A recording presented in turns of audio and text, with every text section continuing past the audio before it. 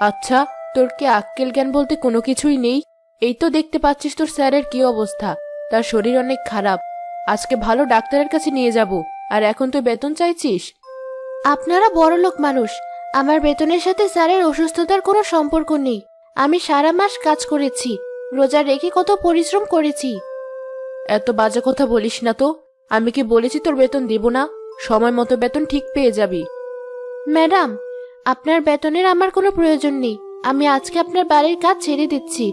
তবে মনে রাখবেন, গরিবকে ঠকালে তার পরিণাম কখনোই ভালো হয় না।